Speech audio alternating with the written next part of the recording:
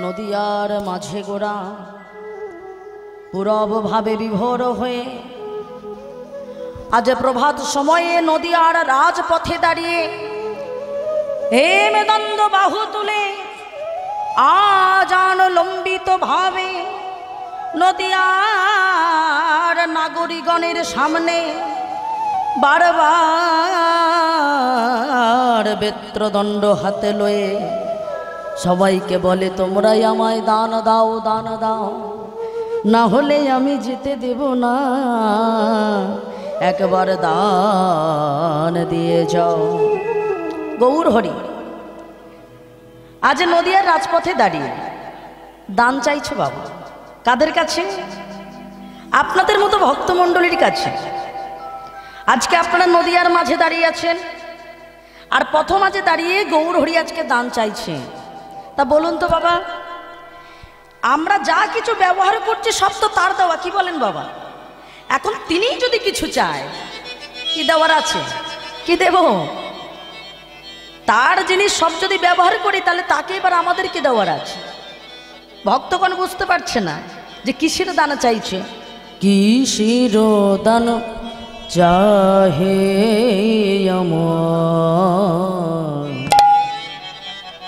আমার গোড়া দিজ মনি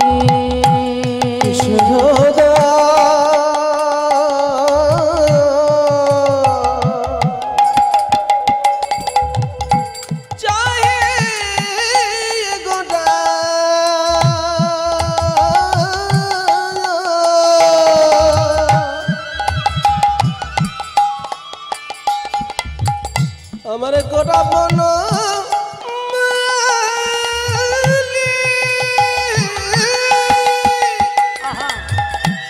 কিসের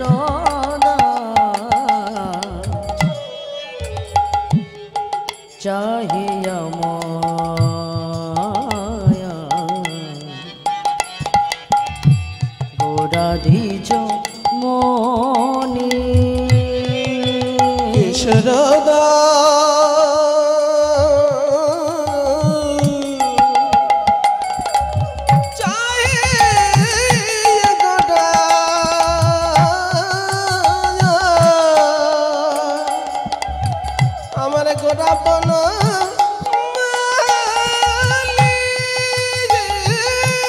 আবার বেত্র দিয়া আগুলিয়া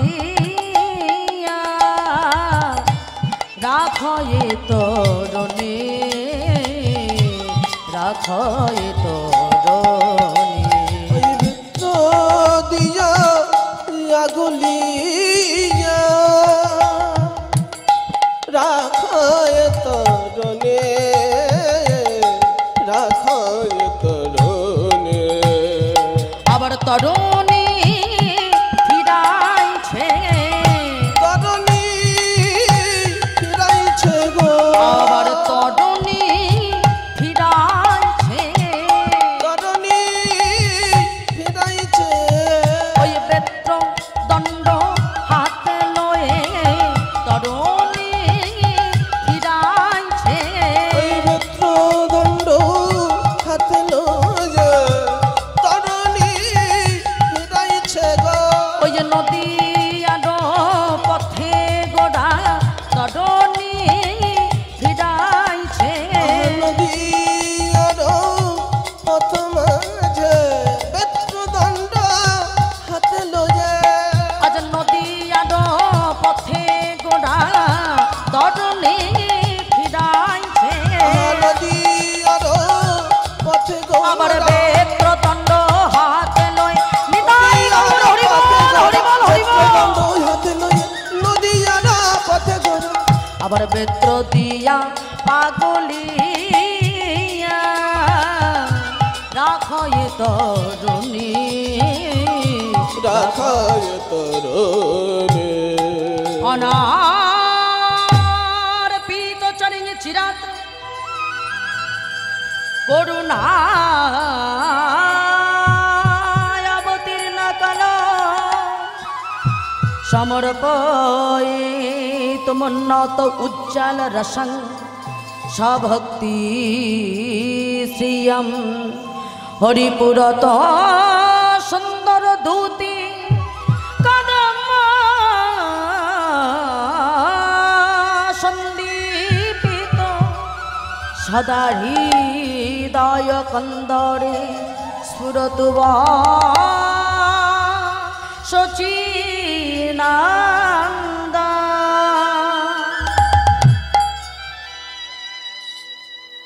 অনার্পিত চরিং চিরাত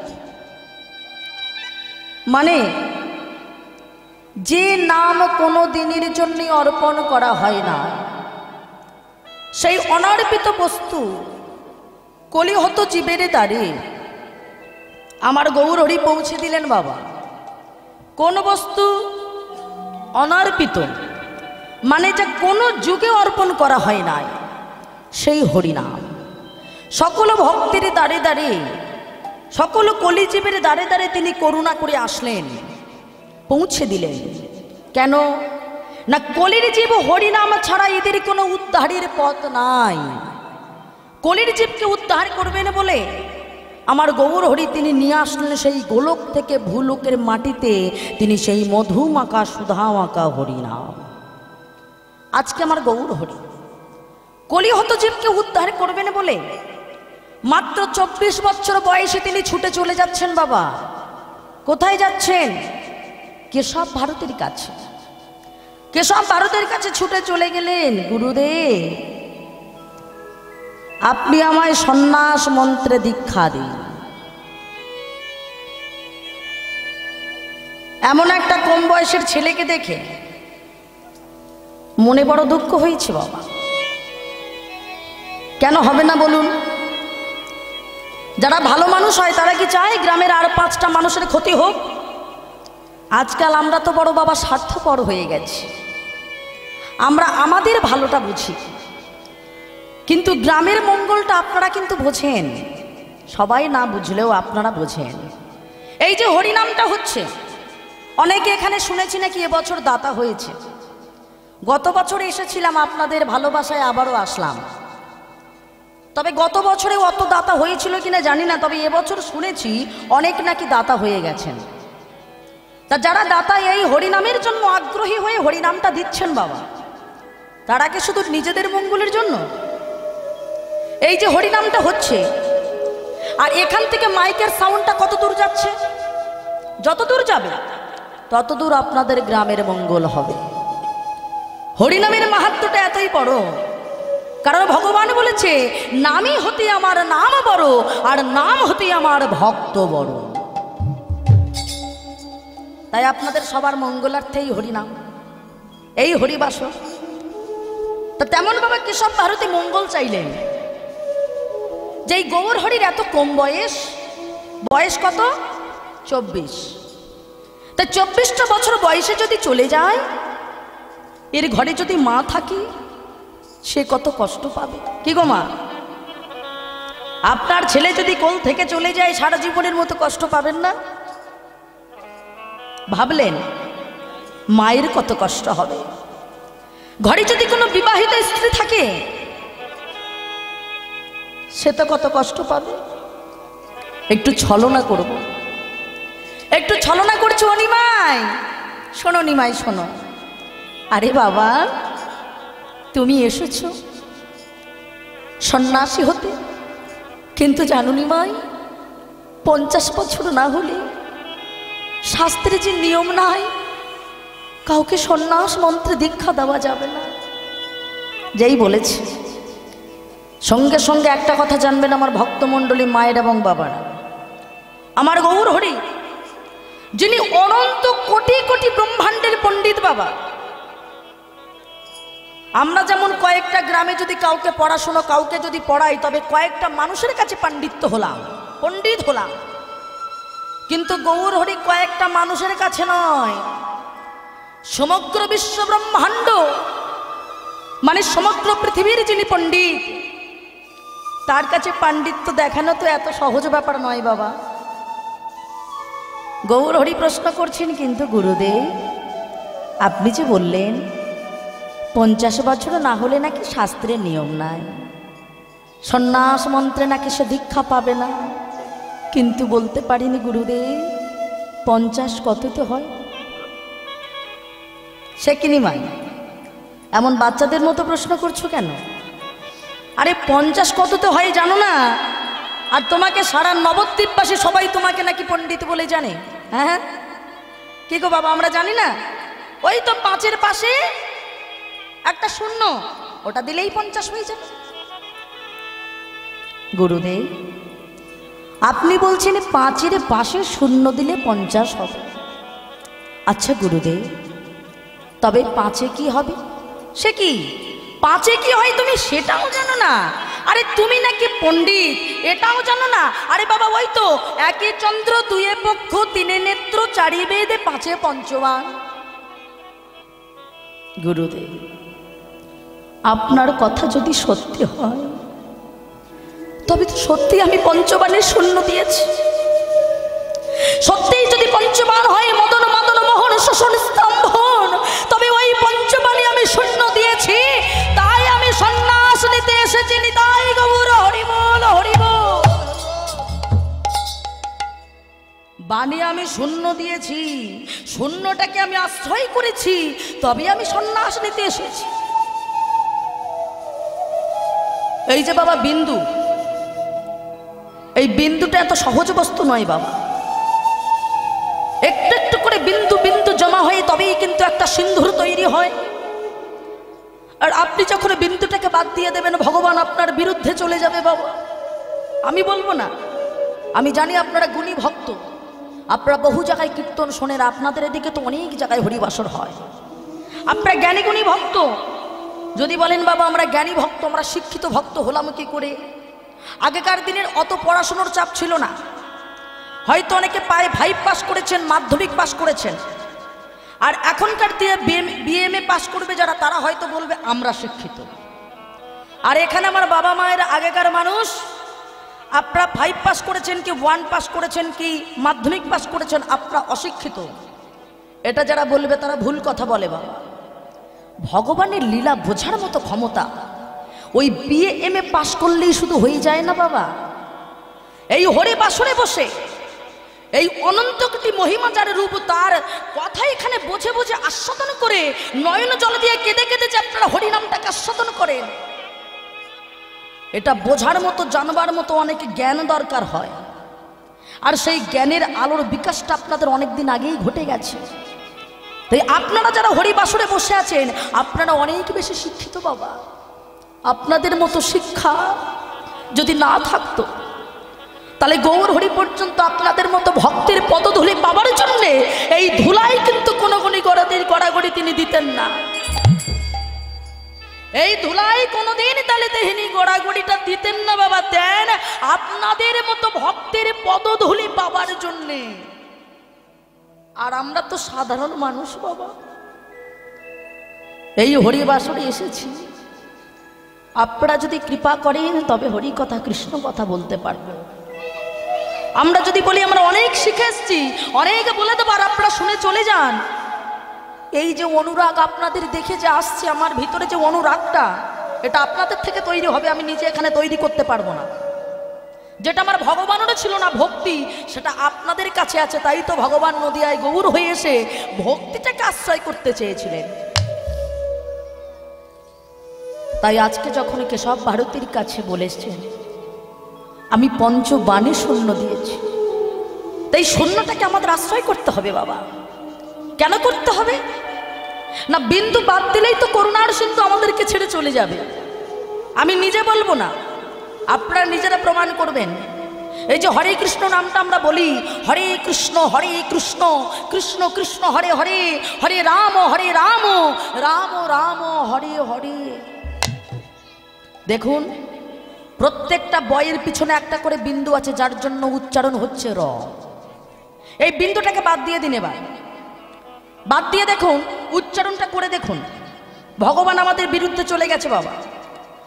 যেই বিন্দুটাকে বাদ দেবো উচ্চারণ দাঁড়াবে হবে কৃষ্ণ, হবে কৃষ্ণ, কৃষ্ণ কৃষ্ণ হবে হবে, হবে বাম, হবে বাম, বাম বাম হবে হবে।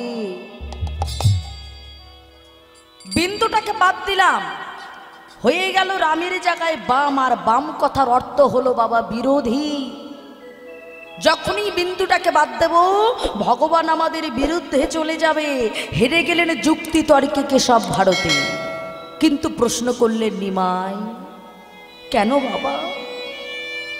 আমি তোমার কাছে একটা প্রশ্ন করতে চাই, তুমি 24 বছর বয়সে তুমি কেন সন্ন্যাসী হতে চাইছো? আমরা কি বলবো বাবা? বলবো আমাদেরকে উদ্ধারের জন্য গৌরহরি কম বয়সে চলে গেছিলেন। আচ্ছা বাবা আপনারাই বলুন তো, মানুষের জীবনের কম বয়সটা কি শুধু 24ই হয়? তিনি তো 23 বছরে যেতে পারতেন, 22 বছরে যেতে পারতেন, 25 বছরে যেতে পারতেন, 26 বছরে যেতে পারতেন, তবে 24 বছরে কেন গেলেন? বলছেন গুরুদেব এটা যে মানুষের দেহ, এটা বহির্জগতের পশু পাখি কীট পতঙ্গ ছাগল ভেড়ার দেহ নয়। আমাদের প্রত্যেকটা মানুষের দেহ 24টা তত্ত্ব দিয়ে তৈরি হয়েছে। তাই তো প্রত্যেকটা মানুষের 24 বছরের মধ্যেই সন্ন্যাসীর মর্যাদাটা আস্বাদন করা উচিত।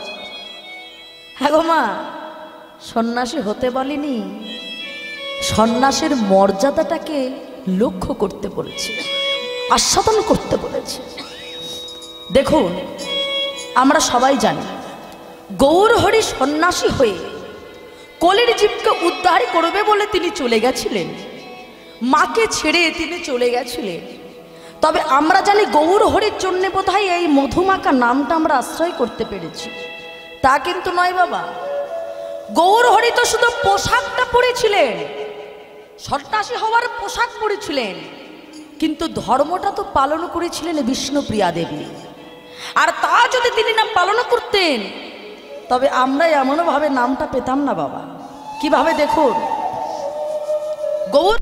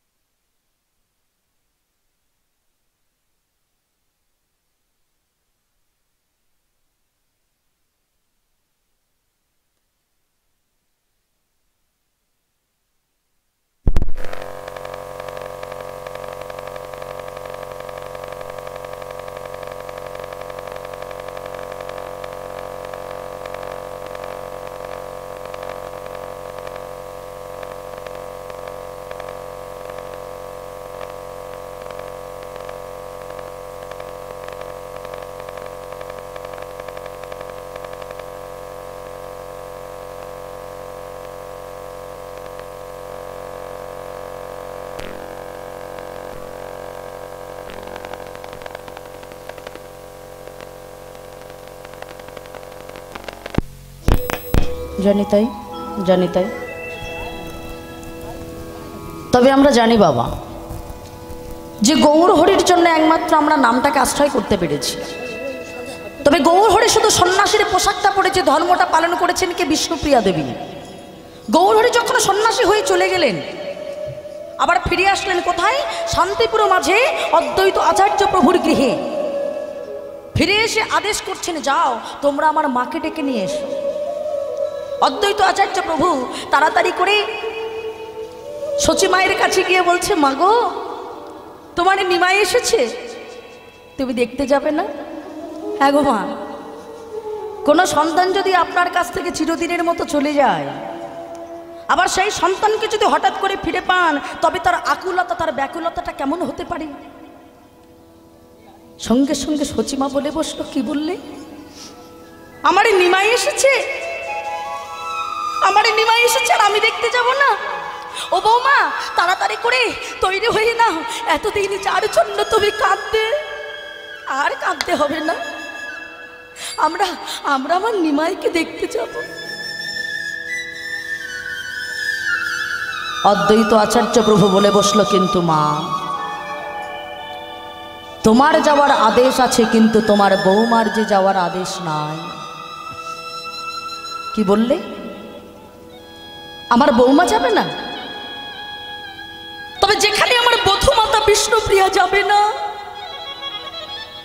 তুমি আমার নিমাইকে গিয়ে বলে দাও সেখানে আমিও যাব না। যাও, তুমি চলে যাও। আমার নিমাইয়ের কাছে আমি দেখা করতে যাব না। আমার বধূমাতা বিষ্ণুপ্রিয়া যেখানে বিবাহের পর দিন থেকে এত কষ্টে আছে, যন্ত্রণায় আছে, সেখানে আমি তো সুখটাকে ভাগ করতে যাব না। আহা, বিষ্ণুপ্রিয়া দেবীর কৃতিত্বটা দেখুন বাবা। বিষ্ণুপ্রিয়া দেবী এসে সচী মায়ের কাছে এসে বলছে, মা গো, তুমি ভুল করছো। বিবাহের রাত্রিতে তোমার ছেলে আমার হাতকে ধরে বলেছিল, ওগো বিষ্ণুপ্রিয়া, আমি যে সংসার ভজন করতে পারবো না, আমি যে কৃষ্ণ ভজন করতে চাই। আর আমিও বলেছিলাম, স্বামী গো, তুমি যদি কৃষ্ণ ভজনা করো তবে তোমার কৃষ্ণ ভজনের সহযোগিতাটা আমি করব। আমি তোমার বউ হতে চাই না, আমি তোমার স্ত্রী হতে চাই না,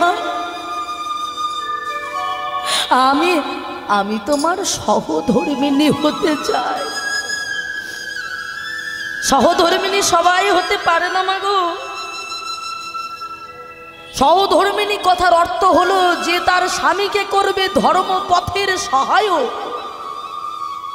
সেই তো সহধর্মিণী। তাই মাগো, আমি যদি চাই তবে আমার স্বামীর যে কৃষ্ণ ভজনের যে ব্যাঘাত ঘটবে, তুমি যাও মা, তুমি চলে যাও। বিষ্ণুপ্রিয়া দেবীর এমন ত্যাগ দেখে চলে গেলেন সচীমাতা। সচীমাতা আমার নিমাইয়ের কাছে এসে নিমাইকে হারানো ধন ফিরে পেয়ে বুকের মধ্যে জড়িয়ে ধরেছে। নিমাই রে, ওরে জগতের মাকে হাসাবি বলে নিজের মাকে কাঁদালি বাবা। আমার মুখে আগুন দেওয়ার আগে আমার বুকের মধ্যে আগুনটা জ্বালিয়ে দিয়ে তুই চলে গেলি বাবা। ওরে নিমাই, আজ যখন কাছে পেয়েছি বাবা, আয় বাবা আয়, আমি তোকে নিজে হাতে রন্ধন করে সেবা দেব। মা আমার নিমাইকে নিজে হাতে রন্ধন করে সেবা দিচ্ছে বাবা, কোলে করছে, যত্ন করছে, আদর করছে। এমন ভাবে 10 দিন যেই মায়ের কাছে সেবা পাওয়া হয়ে গেছে, নিমাই আমার আদেশ পেয়ে গেল শ্রীকৃষ্ণ চৈতন্য মহাপ্রভু নাম নিয়ে চলে যাবে এবারে নীলাচলে। যখন মায়ের চরণে প্রণাম করছে, মা গো এবার আমায় বিদায় দাও মা। সচীমাতা আমার নিমাইকে বুকের মধ্যে জড়িয়ে ধরে বলছে, বাবা বিদায় আমি তোকে দেব। এই 10টা দিন আমি দেখ তোর কাছ থেকে কত কিছু পেলাম, তোকে আদর করলাম, যত্ন করলাম, কোলে করলাম, নিজে রন্ধন করে নিজে হাতে তোকে সেবা দিলাম, আমি তো পেলাম।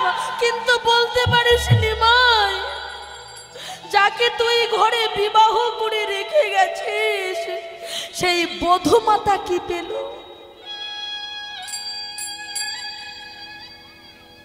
সেই বধূমাতা বিষ্ণুপ্রিয়া কি পেল বলতে পারিস? আমি ঘরে ফিরে গেলে যদি আমার বৌমা যদি বলে, মাগো তোমার ছেলের কাছ থেকে আমার জন্য কি এনেছো বল না বাবা, আমি কি উত্তর দেব? তাড়াতাড়ি করে গৌরহরি আমার মায়ের শাড়ির অঞ্চলটি ধরেছে বাবা, অঞ্চলের একপাশে একটা গিট্টি বেঁধে দিয়েছে। মা, তোমার বৌমার জন্য যা দেওয়ার তা আমি এখানে দিয়ে দিলাম, তবে দেখো মা, এটা যেন ভুল করে তুমি দেখো না, তোমার বৌমা দেখবে। এই বলে গৌরহরি আমার শ্রীকৃষ্ণ চৈতন্য মহাপ্রভু নাম নিয়ে চলে গেলেন নীলাচল। সচীমাতা বাড়ি ফিরে এসেছে। সন্ধ্যার সময় বিষ্ণুপ্রিয়া দেবীকে প্রশ্ন করছে, বৌমা তোমাকে আজ একটা প্রশ্ন করব, বলো তো মা, বিবাহের দিন থেকে আজ পর্যন্ত তুমি ঠিক কতটা সুখে আছো? এখানে আমার ভক্তমণ্ডলী বাবারা এবং মায়েরা অনেক দিন সংসার করেছেন বাবা, আমার থেকেও সংসারটাকে নিয়ে বেশি আপনারা গবেষণা করে ফেলেছেন। বলুন তো বাবা, সংসারে তো সুখ শান্তি আনন্দ সব কিছু পেলেন, তাহলে বলুন তো এবার একটু ভেবে উত্তর দিয়ে বলুন যে সংসারে আপনারা ঠিক সুখে আছেন তো? যদি ভেবে উত্তর দেন তাহলে সবার উত্তর এক হবে, আর যদি না ভেবে উত্তর দেন তাহলে হবে কেন, ভালোই তো আছি, বেশ তো আছি, অসুবিধা কি? আর যদি ভেবে উত্তর দেন তাহলে হবে মাগো এই সংসারে আমরা আর কেউ সুখী নেই। তো বিষ্ণুপ্রিয়া দেবী উত্তরটা দিচ্ছে, দেখুন আমরা সবকিছু পেয়েও যদি উত্তর আমাদের এটা হয় আমরা সুখী নেই, আমরা জ্বালাই আছি, যন্ত্রণায় আছি, যে পেল না তার উত্তরটা কি হবে বাবা? বলছে মাগো আমার মতো সুখী এই পৃথিবীতে আর কেউ নেই মাগো, আর কেউ নেই। কেন জানো? যার স্বামী করে কৃষ্ণ ভজনা আর যে স্ত্রী করে ওই কৃষ্ণ ভজনের সহযোগিতা, তার মতো সুখী এই পৃথিবীতে আর কেউ হয় না মাগো, আর কেউ হয় না। উত্তরটা পাওয়া হয়ে গেছে বাবা। তাড়াতাড়ি করে ওই শাড়ির অঞ্চলে যে গিট্টিটা বাঁধা ছিল ওই শাড়িটা সমেত সচিমা আমার বিষ্ণুপ্রিয়া দেবীর হাতে তুলে দিয়ে বলছে, বৌমা এই শাড়ির অঞ্চলে আমার ছেলে যেন তোমার জন্য কি একটা দিয়েছে, যাও পাশের ঘরে গিয়ে দেখো। পাশের ঘরে গিয়ে শাড়ির অঞ্চলটা বাবা খুলেছে। যেই না বিষ্ণুপ্রিয়া দেবী শাড়ির অঞ্চলটি খুলেছে, দেখছে অঞ্চলের ভিতর থেকে বেরিয়ে আসলো এক আশ্চর্য দিব্যময় পুরুষ। একি কে তুমি? ওই দিব্যময় পুরুষ উত্তর দিচ্ছে, মাগো আমার নাম হলো সন্ন্যাস ধর্ম। একি সন্ন্যাস ধর্ম, তুমি আমার কাছে কেন এসেছো? আরে বাবা আমার স্বামী হয়েছে সন্ন্যাসী, তুমি আমার কাছে কেন? সন্ন্যাস ধর্ম বলছে, মাগো তোমার স্বামী শুধু সন্ন্যাসীর পোশাকটা পরেছে, ধর্মটা যে মা তোমাকে পালন করতে হবে। কিভাবে করছে দেখুন বাবা, ধর্মটা কেমন ভাবে পালন করছে না, প্রত্যেক দিন হরে কৃষ্ণ নাম বলতেন বিষ্ণুপ্রিয়া দেবী, আর একেবারে করে হরে কৃষ্ণ নাম বলে একটা করে চালের দানা পাত্রে তুলতেন বাবা।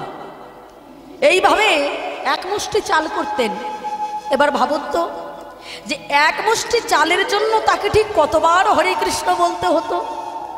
ওই ততবার করে হরে কৃষ্ণ বলতেন, আর একটা করে চালের দানা পাত্রে তুলে তিনি এক মুষ্টি চাল করে সেইটা রন্ধন করে আগে আমার গোবিন্দের সেবায় দিয়ে ওই নিবেদিত প্রসাদ নিয়ে অর্ধেকটা সুরধুনি গঙ্গার জলে ভাসিয়ে দিতেন, আর অর্ধেকটা নিজে কৃষ্ণ নাম করতে করতে সেবা করতেন। নিতাই গৌর হরি বল হরি বল। এটাই হলো বাবা ধর্মে পথের সহায়ক, এটাই হলো সন্ন্যাসীর ধর্ম, এটাই তিনি পালন করেছিলেন। তাই তো হরিনামটা পেলাম। কোনো ভাগ্যে কোনো জীবের শ্রদ্ধা যদি হয় তবেই তো সেই জীবী সৎসঙ্গ করয়। সৎসঙ্গ হইতে হয় শ্রবণ কীর্তন, আর কীর্তন হইতে হয় জীবের অনর্থ বিবর্তন। জীবের অনর্থ বিবর্তন করবার জন্য ভগবান আমার প্রতি যুগে যুগে এসেছেন বাবা।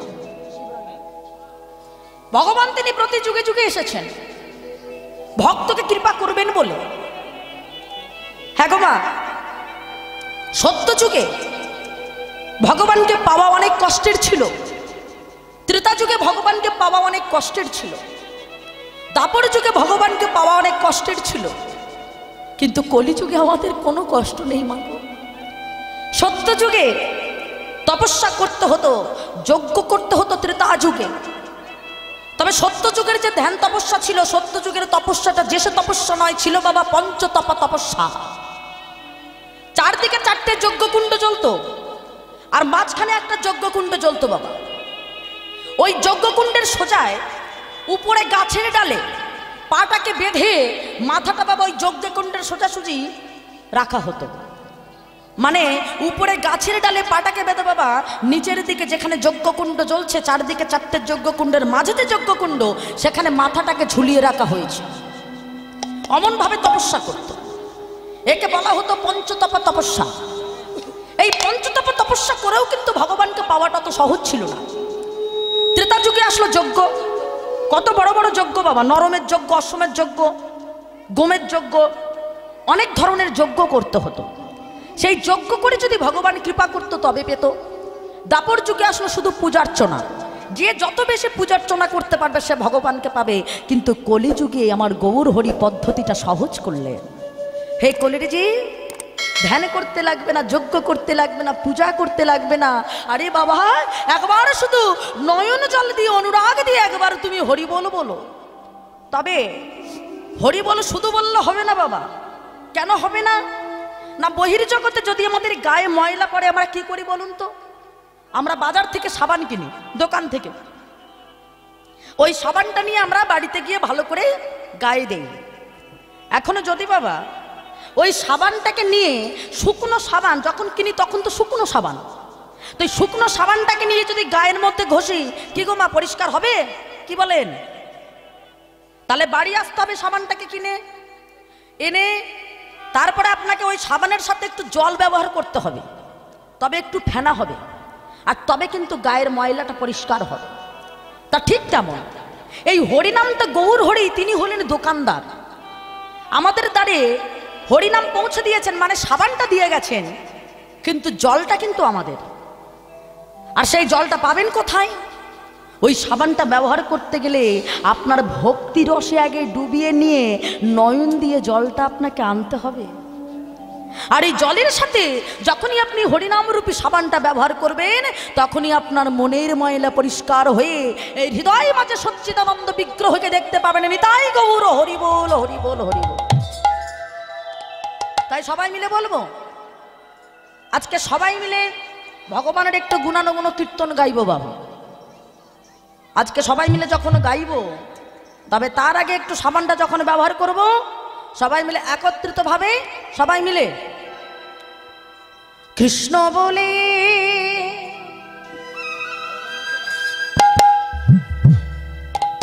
বাহু তুলে নাচুরি মো, সবাই হাত তুলে সবাই তালি একসঙ্গে। অবশ্য আমার বেলায় একটু সকালে তো একটু ভক্ত কম হয়েছে, তা যাই হোক, যে কজন আছেন ভক্তিরসে ডুবিয়ে নিলে অনেক হয়ে যাবে। সবাই হাতে তালি দিয়ে সবাই মিলে একসঙ্গে কৃষ্ণ বলে বাহু তুলে, উলুধ্বনি, নাচরি মো হরি বলে।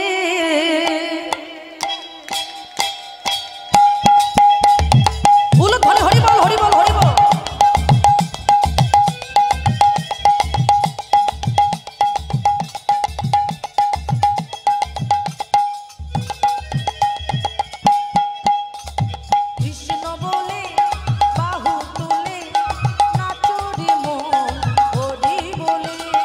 কৃষ্ণ বলে বাহু তুলে নাচো রে মন হরি বলে। কৃষ্ণ বলে বাহু তুলে নাচো রে মন হরি বলে। একবার কৃষ্ণ বলে বাহু তুলে নাচো রে মন হরি বলে। যে নামে নেই কোনো ভাবনা, যে নামে নেই কোনো চিন্তা, নামে নেই কোনো ভাবনা, এ নামে নেই কোনো চিন্তা। যে নামে নেই কোনো ভাবনা, যে নামে নেই কোনো চিন্তা, নামে নেই কোনো ভাবনা, এ নামে নেই কোনো চিন্তা। বদন ভরে এই নাম গা, বদন ভরে এই নামে গা, বদন ভরে এই নাম গা, বদন ভরে এই নামে গা। বলো রে কৃষ্ণ কৃষ্ণ না, কৃষ্ণ বলে বাহু তুলে নাচো রে মন হরি বলে। উলুধ্বনি হরি বল হরি কৃষ্ণ বল। বলে বাহু তুলে নাচো রে মন হরি বলে। এই হরি নামে কি হয় বাবা?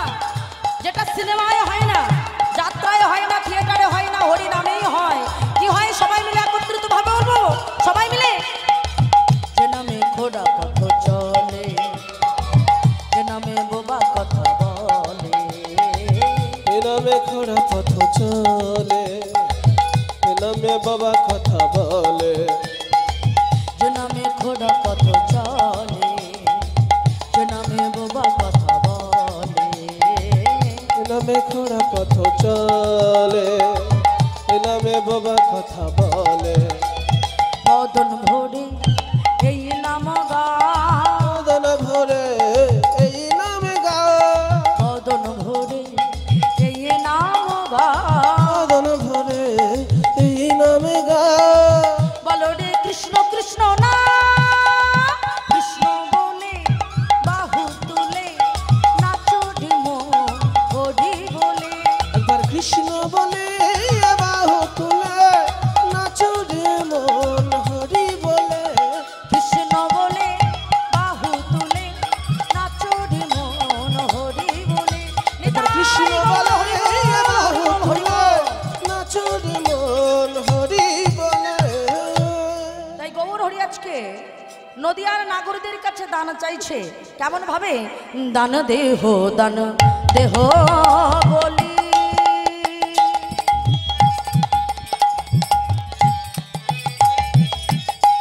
গহনা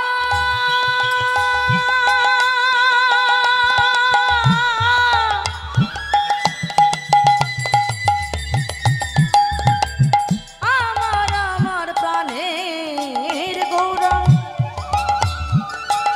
আমার গৌরা। কিসের দান চাহে গো? দান দেহ বলি,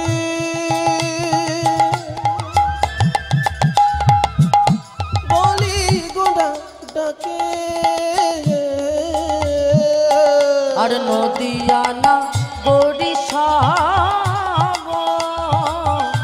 পড়িল বিপাকে, পড়িল বিপাকে। ওই নদিয়ানা বরিশাবে পড়িল বিপাকে, পড়িল বিপাকে। আজ বিপাকে পড়েছি মোরা, বিপাকে পড়েছি মোরা, আজ বিপাকে পড়েছি মোরা। বিপাকে পড়েছি মোরা।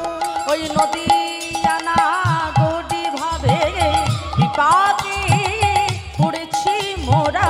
নদিয়ানা গৌরী ভাবে বিপাকে পড়েছি মোরা। আবার নদিয়ানা গৌরী ভাবে পড়িল বিপাকে, পড়িল বিপাকে। নদিয়ার নাগরিকগণ মনে মনে ভাবে গৌর হরি আজকে কিসের দান চাইছে। তা গৌর হরি কি করছে না, নদিয়ার রাজপথে দাঁড়িয়ে আজ বেত্রদণ্ড হাতে লয়ে নদিয়ার নাগরিকদের মাঝখানে, পথের মাঝখানে দাঁড়িয়ে আজকে বাবা বারবার বলছে তোমরা আমায় দান দেহ। ভক্তগণ বলে এ হয়ে গৌর হরি, আজ যা কিছু আমরা ব্যবহার করছি সবই তো তোমার দান। তবে বলো বলো তোমায় আর কি দেওয়ার আছে, কি তোমায় দিতে পারি? গৌর হরি বলে কেন, তোমরা যদি কোনো রাজার রাজ্যে বাস করো তবে সেই রাজ্যে সেই রাজাকে তোমাদের কর দিতে হয় না? তবে কই গো, আমি তো তোমাদের এত সুন্দর একটা দেহ দিলাম, আজ আমি তোমাদের এত সুন্দর একটা কাঁদা সাধার মতো দেহ দিলাম, কই তার বদলে তোমরা তো আমায় কিছু দাও না। তোমরা রাজার রাজ্য থাকতে গেলে সেই রাজাকে তোমরা কর দিয়ে থাকো, কিন্তু যে দেহটা নিয়ে আজ তোমরা ঘুরে বেড়াও, যে দেহ নিয়ে আজ তোমরা অহংকার করো, আজ এত সুন্দর কাদা সাদার মতো দেহ পেও তোমরা আমায় কিছু দিলে না, তাই তোমাদের দিতে হবে। কি দেবে জানো? শোনো শোনো, তোমাদের শরীরের মধ্যে দেহের মধ্যে যে কাম আছে, ক্রোধ আছে, লোভ আছে, মোহ আছে, মদ আছে, মাৎসর্য আছে, এখানে ধন্য দিতে হবে না বাবা। এইগুলো তোমরা আমায় দেবে। আর কি দেবে জানো? জাতি বিত্ত মহাতঞ্চ, এইগুলো তোমরা আমায় দেবে। তবে তার বদলে আমি যে কিছু দেব না তা নয়, তোমরা আমায় দিলে তার বদলে আমি তোমাদের সুধামাকাই এই নাম তোমাদের দিয়ে দেব। তাই শোনো শোনো, কৃষ্ণয় অবতারে আমি সাধিয়াছি দান, কৃষ্ণয় অবতারে আমি সাধিয়াছি দান, কৃষ্ণয় অবতারে আমি সাধিয়াছি দান, কৃষ্ণয় অবতারে আমি সাধিয়াছি দান। আর স্বভাব পরল মনে বাসু ঘোষ গান, সে ভাব পারল মনে বাসু ঘোষের গান, আমার বাসু ঘোষ কাঁদে গো, বাসু ঘোষ কাঁদে গো, আজ বাসু ঘোষ কাঁদে গো, বাসু ঘোষ কাঁদে গো। প্রভু তোমার কৃপা দাও বলে বাসু ঘোষ কাঁদে গো, তোমার কৃপা পাবো বলে। আবার বাসু ঘোষ কাঁদে গো, তোমার কৃপা দাও বলে। নিতাই গৌর হরি বল, হরি বল, হরি বল, হরি বল। বাসু ঘোষ কাঁদে গো, প্রভুর কৃপা পাবো বলে। বাসু ঘোষ কাঁদে, প্রভুর কৃপা পাবো বলে।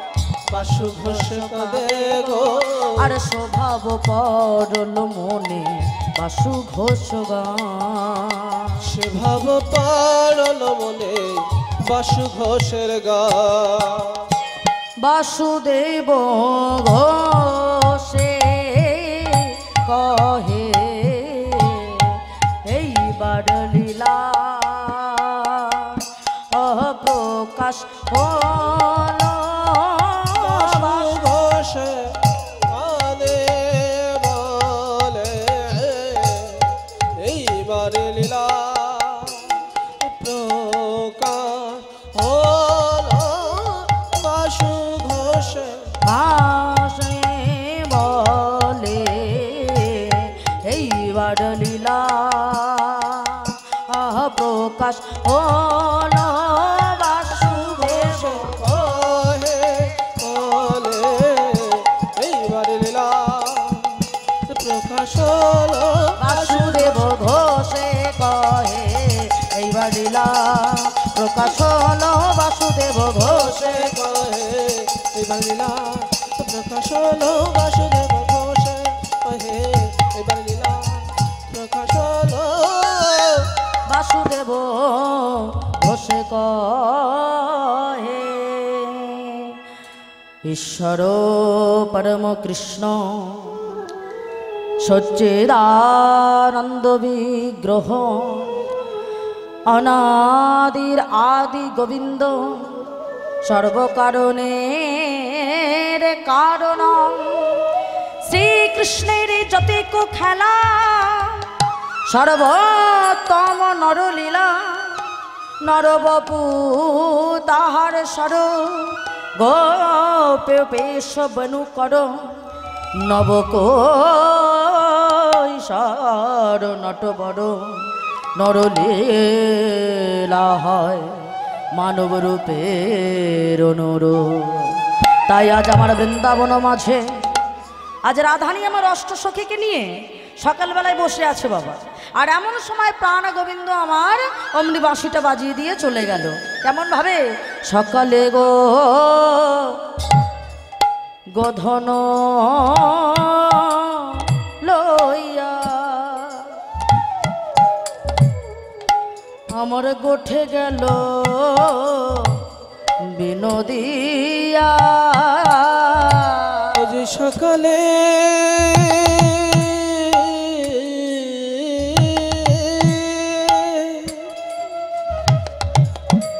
সকালে গো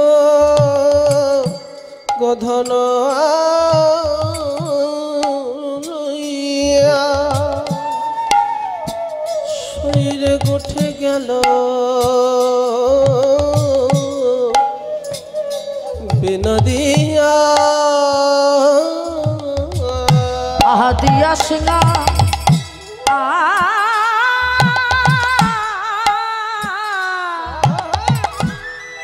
বেনুরনি সনরে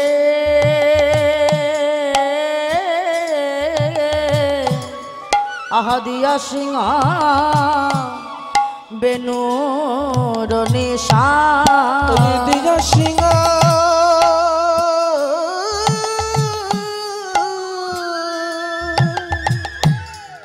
বেনুরনি নিশানরে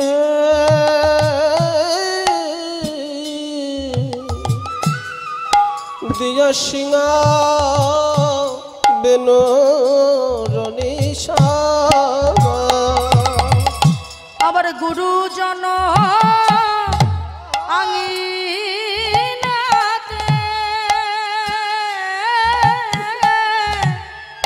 আমি না পারিল বাহির হতে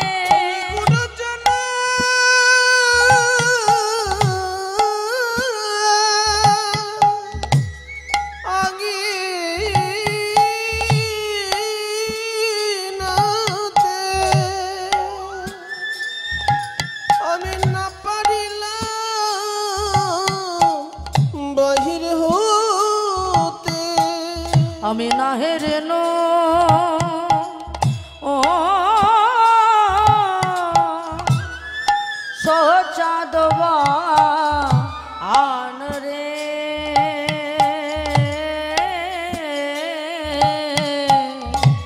আমি না হেরেন সোচাদবা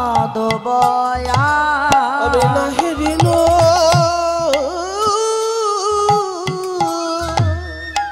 সোচাদবা বয়ানরে না হেরিন সোচাদবা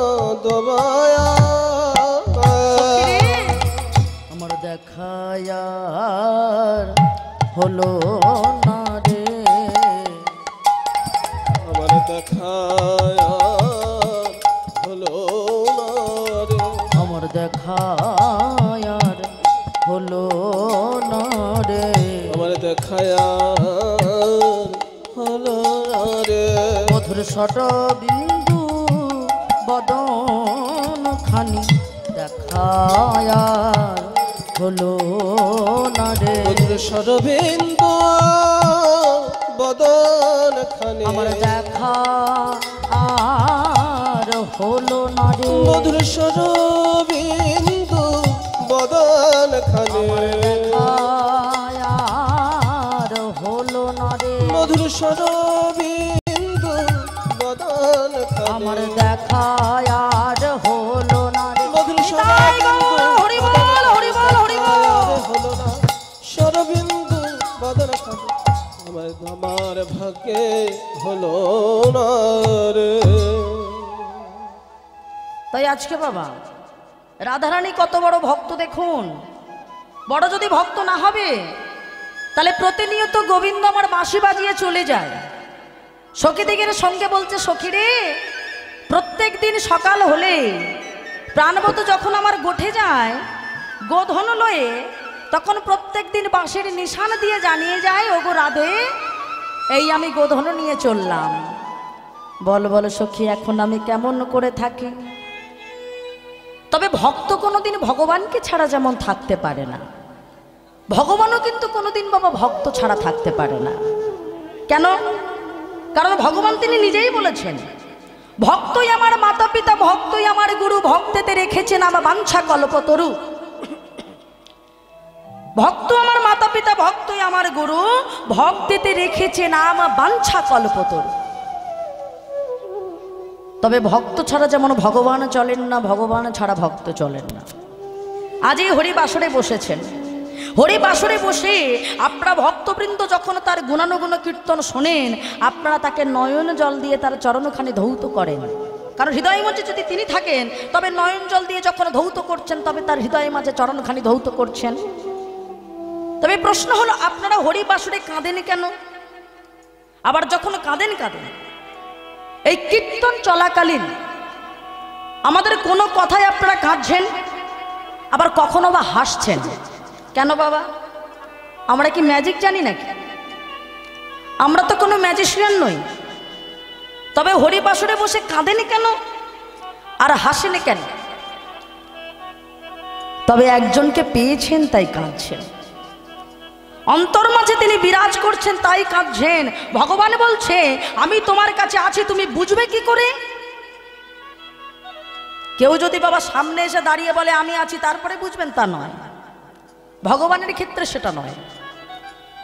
যখন এই হরি কথা, কৃষ্ণ কথা, আমার গুণানুগুণ কীর্তন শুনতে শুনতে যখন তোমার নয়ন দিয়ে জল আসবে, তোমার শরীরে যখন রোমাঞ্চকতার সৃষ্টি হবে, যেমন মাগো ভূতের গল্প শুনতে বসলে কি হয়, গায়ে কাঁটা দেয় না?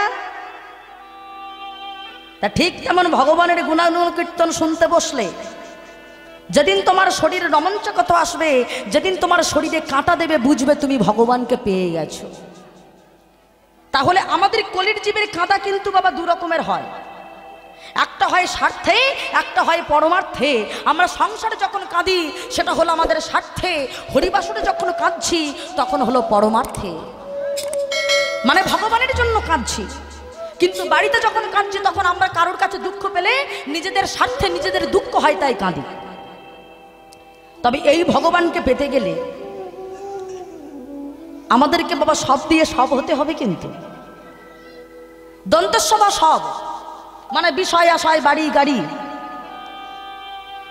আর তালবস্য বা সব মানে মৃতদেহ। এই মৃতদেহ যতক্ষণ না হবেন ততক্ষণ ভগবানকে পাবেন না বাবা। যেমন দেখেছেন মৃতদেহ যখন চলে যায়, আমাদের সামনে দিয়ে তো কত মৃতদেহ আমরা দেখেছি বাবা। বলুন তো, এই যে এখন ধরুন আমি এত কষ্ট করছি, আপনারা এত কষ্ট করছেন, কষ্ট করে যে এত বড় বাড়ি করলেন, এত গাড়ি করলেন, এত জমি করলেন, মরে যাওয়ার সময় 4টে খাটিয়ায় করে তো বাবা নিয়ে যায়। সঙ্গে কি বাড়ি গাড়িগুলো দেয়? কিছুই দেয় না। তাহলে ভগবানের কাছে ওই যখন ওই কিছুই না থেকে ডাকতে পারবো যে আমার কিছুই নেই, এই দেহ মনটাও আমার না, এই দেহ মন প্রাণ জীবন যৌবন বিষয় বৈভব সব তোমার চরণে সমর্পণ করে দিলাম, সবই তোমার চরণে সমর্পণ করে আমরা সম হয়ে গেছি, মানে মৃতদেহ হয়ে গেছে। তখনও ভগবান কৃপা করবেন। কেন? প্রমাণটা তো আপনারা সবাই জানেন বাবা, বলি রাজা তিনি সব হননি। আমরা যদি ভগবানকে দেই ভগবানের সেবায়, ঠিক আছে, না হয় যদি বিশাল কিছু দেই, 50,000 টাকা দিয়ে দিলাম কি 1 লাখ টাকা খরচা করে দিলাম, কিন্তু বলিরাজার কি ওইটুকু টাকা ছিল? বলিরাজার হাতে স্বর্গ ছিল, মর্ত ছিল, পাতাল ছিল। এই 3টে দিয়েও কিন্তু বলিরাজা ভগবানকে খুশি করতে পারেননি যতক্ষণ না সব হয়ে গেছিলেন। মনে পড়ে বলিরাজার দরজার কাছে ভগবান গিয়েছিলেন বামন অবতারে, গিয়ে বলেছিলেন, হে বলিরাজা তুমি আমাকে ভিক্ষা দাও। বামন মানে বেটে বাবা, ছোট্ট একটা ব্রাহ্মণ হয়ে গিয়ে বলছে, বলিরাজা ভিক্ষাং দেহি। বলিরাজা সবেমাত্র যজ্ঞ করতে বসেছিলেন বাবা, যজ্ঞ থেকে তাড়াতাড়ি করে উঠে এসেছে। যজ্ঞ থেকে তাড়াতাড়ি করে উঠে এসে ওই ভগবান যে বামন অবতারে এসেছে সেখানে এসে বলছে, বলুন আপনি কি চান। এখান থেকে একটা শিক্ষা আছে বাবা, যদি আপনাদের ঘরেও কোনো অতিথি ব্রাহ্মণ বা বৈষ্ণব ঠাকুর যদি যায় ভিক্ষা চাইতে, তবে কিন্তু আপনাদের আগে উঠে আসতে হবে। আপনি হয়তো সেই সময় ঠাকুর ঘরে ঢুকে পূজা করছেন, ওই পূজাটা ছেড়েও আপনাকে আগে এসে দিতে হবে। কেন জানেন? এই পূজাটা ছেড়েও যদি আপনি আগে এসে ভিক্ষাটা না দেন তাহলে আপনার বৈষ্ণব অপরাধ হয়ে যাবে।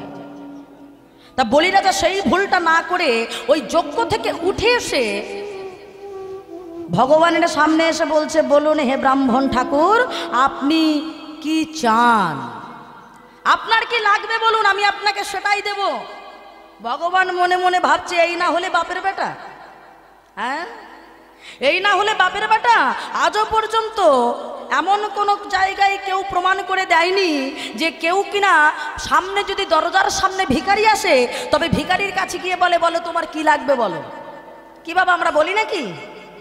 আমাদের দরজার সামনে যদি ভিখারি আসে, আমরা কি করি? 5 টাকা দেই, 10 টাকা দেই, কি 1 কিলো চাল দিলাম, কি 1 কিলো আলু দিলাম। কিন্তু আমরা বলি নাকি যে আপনার কি লাগবে বলুন, আমি সবই দিয়ে দেবো? সেটা তো বলি না। কিন্তু বলি রাজা বলছে যে আপনার কি চাই বলুন। ভগবান বলছেন, দেখুন আমি যা চাইব তাকে আপনার দিতে পারবেন?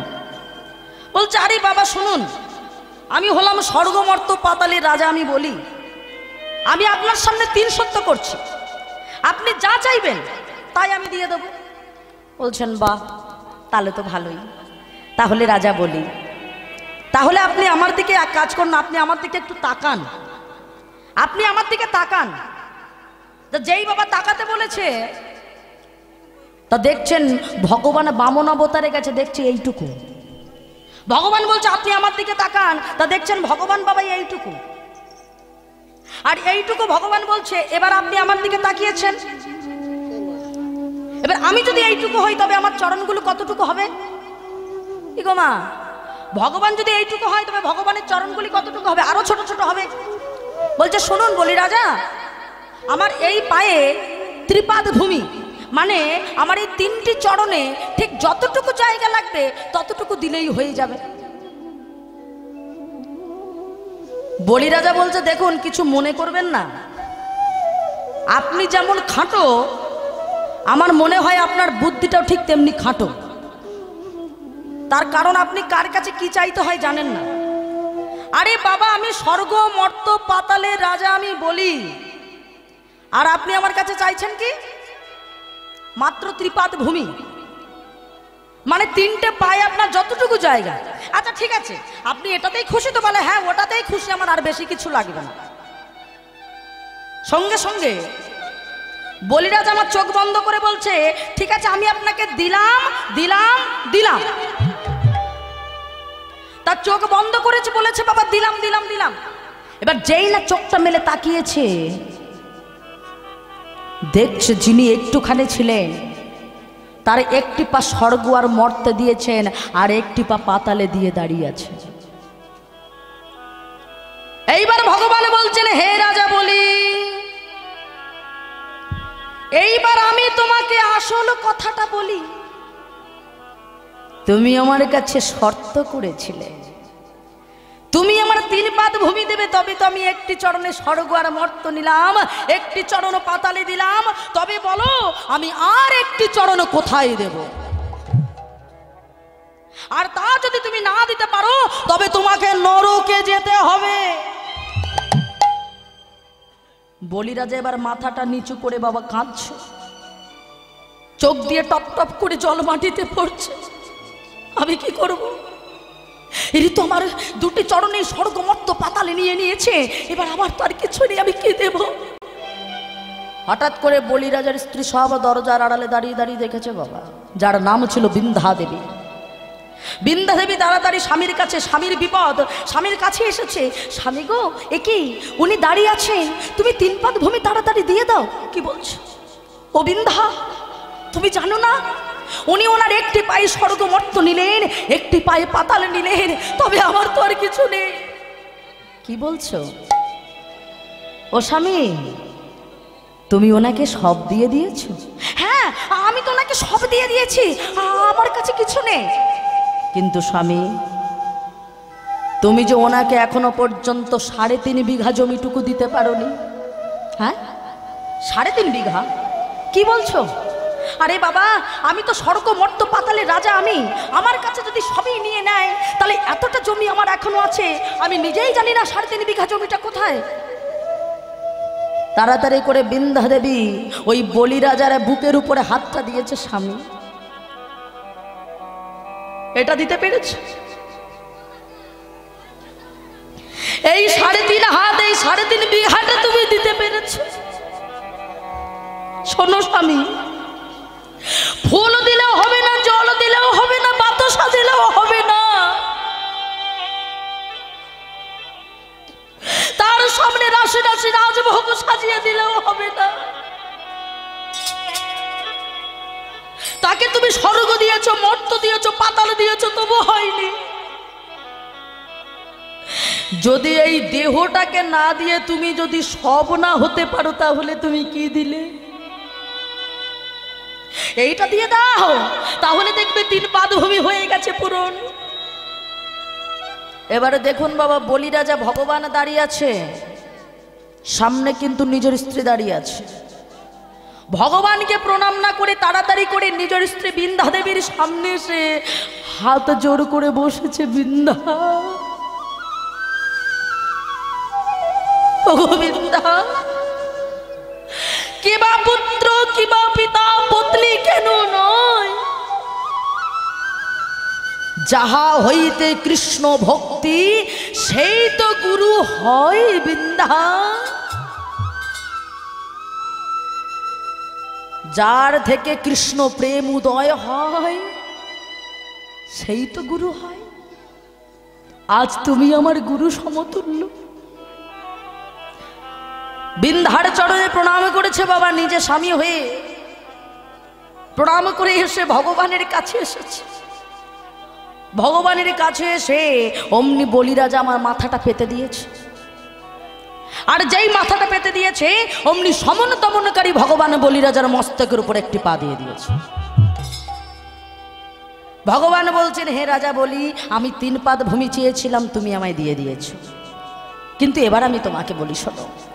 আরে বাবা, আমি তো ভগবান আর তুমি আমার ভক্ত। আসতে, আমি তো ভগবান আর তুমি আমার ভক্ত, তাহলে আজকে আমি ভক্তের কাছ থেকে সবকিছু কেড়ে নিয়ে চলে যাব, সেটা তো হতে পারে না। আমি তোমাকে অসহায় করে চলে যাব, তোমার কাছ থেকে স্বর্গ নিলাম, মর্ত নিলাম, পাতাল নিলাম, ঠিক আছে। এখন তুমি বলো, তুমি যেটা চাইবে, যে কোনো একটা জিনিস তোমাকে চাইতে হবে। তুমি স্বর্গ চাইলে স্বর্গ দেবো, মর্ত চাইলে মর্ত দেবো, আর পাতাল চাইলে পাতাল দেবো। বলি রাজা হাত জোড় করে বলছে, দয়াময়, আমি চাই, তবে সেটা কি জানো? আমি স্বর্গ চাই না, মর্ত চাই না, পাতাল চাই না, চাইতে যদি হয় আমি তোমাকে চাই। চাইতে যদি হয় আমি তোমাকে চাই। ভগবান বলছে, বাবা তুমি তো ভালো চালাক আছো। হ্যাঁ, কি গো, স্বর্গ মর্ত পাতাল এমনকি তোমাকে আমি নিয়ে নিয়েছি, সব তুমি আমার নামে এগ্রিমেন্ট করে দিলে, আর এখন যদি তুমি আমাকে নিয়ে নাও, তার মানে তো তোমারই আবার সব থেকে গেল। তুমি তো বড় চালাক আছো। আচ্ছা বেশ, তা তুমি তো আমাকে নেবে বলছো, তা আমাকে নিয়ে তুমি কি করবে? হ্যাঁ গো বলি, আমাকে ভালোবাসবে তো, যত্ন করবে, আদর করবে, সিংহাসনে বসিয়ে রাখবে, কি গো বলো, করবে তো? না, আমি তোমাকে ভালোবাসবো না, যত্নও করবো না, আদরও করবো না, সিংহাসনে বসেও রাখবো না। রাখতে যদি হয় আমার ঘরের বাইরে যে দরজা আছে, ওই দরজার বাইরে তোমাকে দাঁড় করিয়ে রাখবো।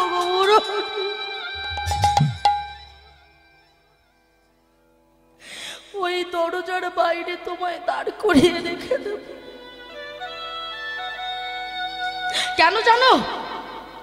যেদিন আমার অন্তিম সময় আসবে, যমরাজ আমায় যখন নিতে আসবে, তখন যমরাজ তোমাকে ওই দরজার বাইরে দাঁড়িয়ে থাকতে দেখে আমাকে আর স্পর্শ করতে পারবে না, আমাকে নিতে পারবে না, আর ওই সময় তুমি তোমার চরণে আমায় ঠাঁই দেবে। নিতাই গৌর হরিব। এই হলো ভগবান বাবা, আর এই হলো আমার ভক্তের মহিমা। ভিক্ষা চাহিলে মানু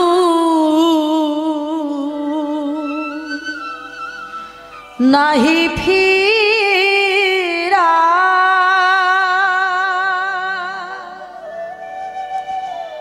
তোমার দুয়ারে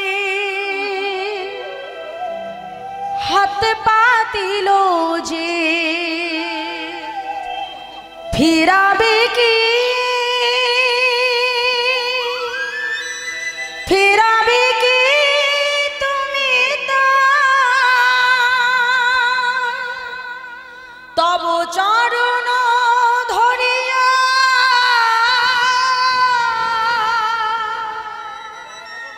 ডুবে মরি যদি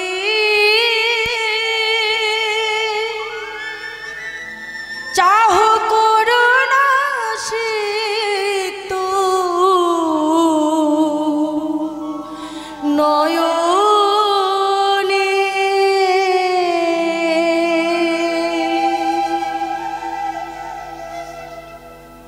ভগবান যদি আপনার দ্বারেও তেমন ভাবে ভিক্ষা চাইতে আসে, তাহলে ভিক্ষা যাতে তিনি চাইতে আসেন তেমন ভাবে তাকে ডাকতে হবে বাবা।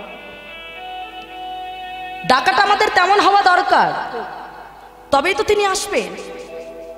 ডাকাটা আমাদের তেমন হওয়া দরকার, ডাকার মতো ডাকতে হবে, তবেই তো তিনি করুণা করে আসবেন বাবা। যেমন ডেকেছিলেন কে মনে পড়ে? পরাশরী দেবী অন্তর থেকে ডাকতেন।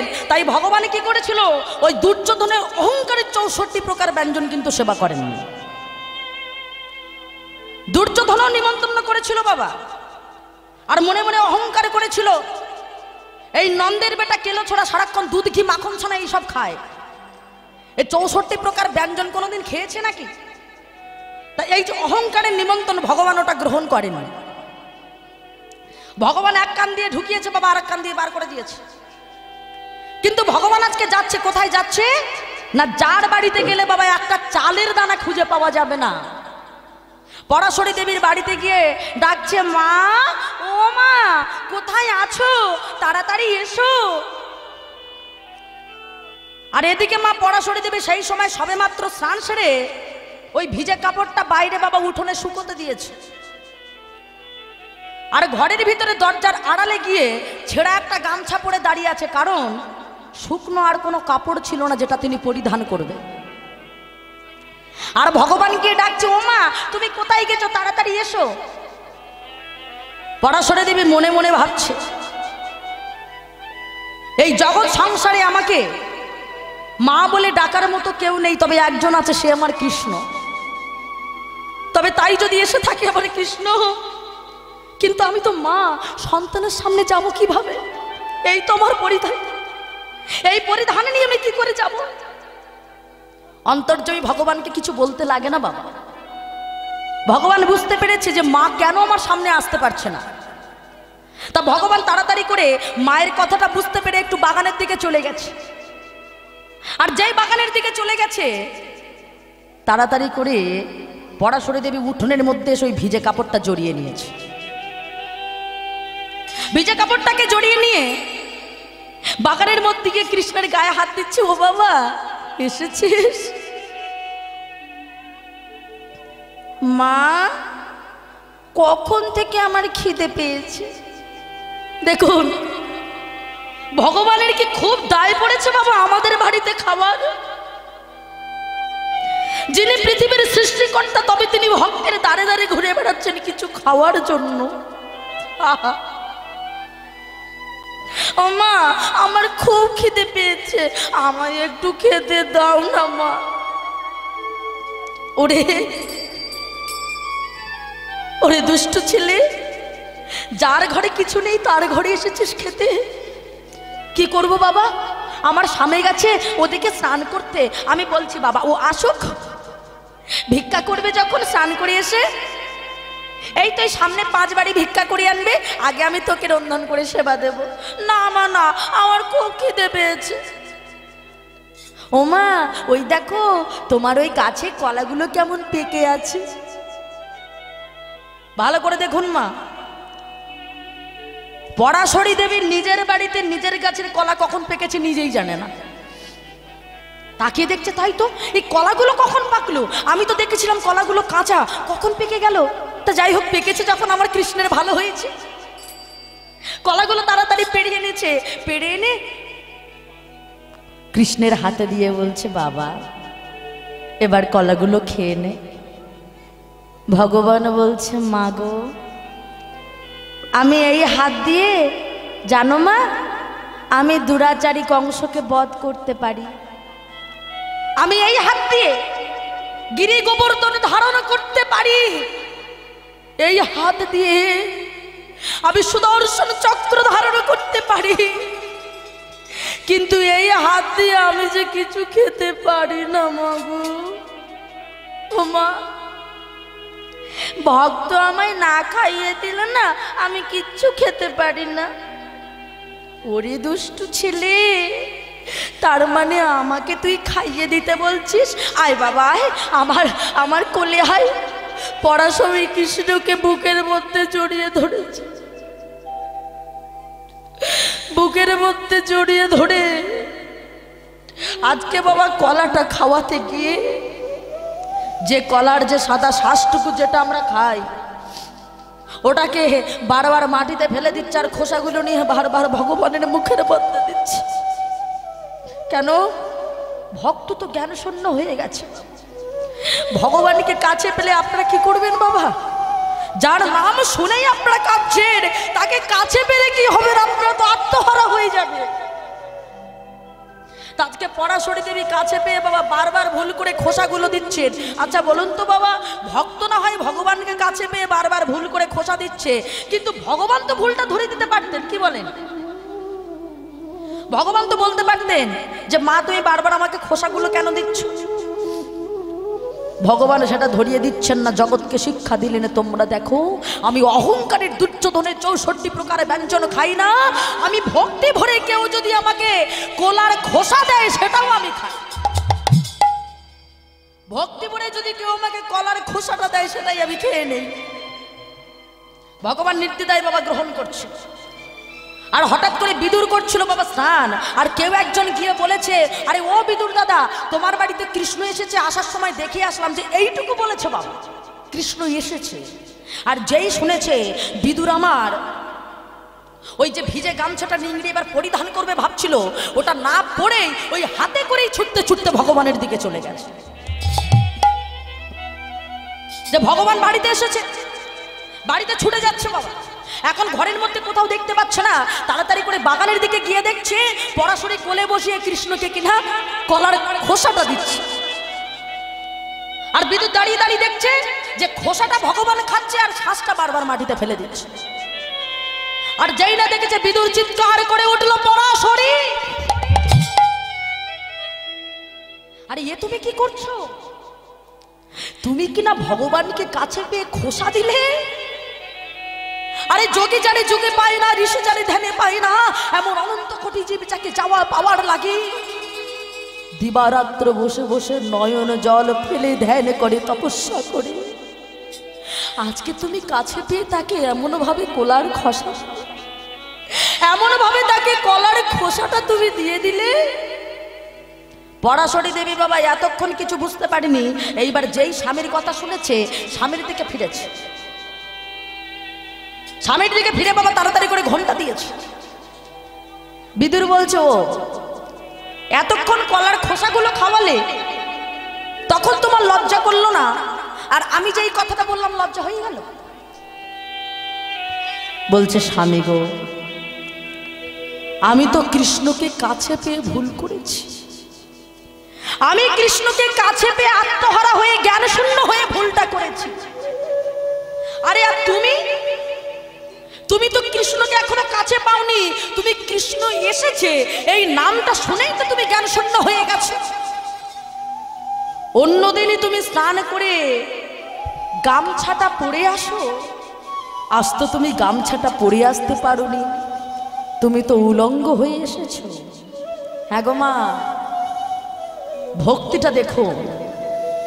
ভগবান বলছেন এমন জ্ঞান শূন্য ভক্তি যার অন্তরে রয়। ভগবান শ্রীকৃষ্ণ তার বাড়িতে গিয়ে তার সঙ্গেই কথাটা কয়। তাই আজকে ভগবানের সামনে দুইজন করজোড়ে বসেছে দয়াময়। তোমাকে সবাই কেঁদে সেধেও পায় না, আজ যখন পেলাম তোমায় কোলার খোসা দিলাম, এমন কলার খোসা খেয়ে তুমি আমার কাছে এসেছো। তুমি এমন কলার খোসা খেতে তুমি আমার কাছে এসেছো দয়াময়।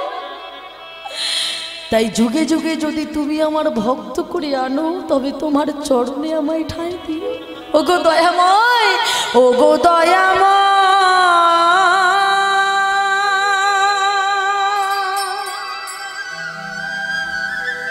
কৃপা করো, দয়া করো একবার, কৃপা করো একবার। ওগো দয়াময়,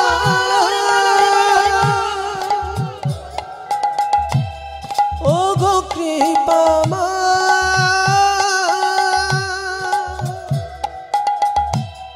দয়া করো একবার,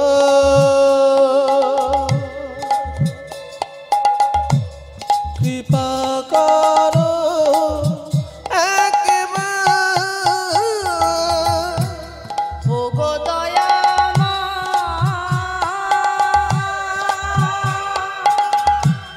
কৃপা করো,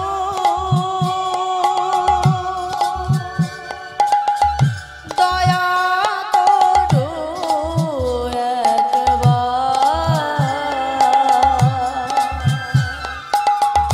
কৃপা করো একবার।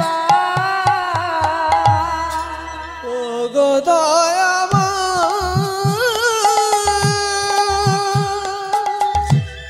ওগো কৃপাময়, দয়া করো একবার,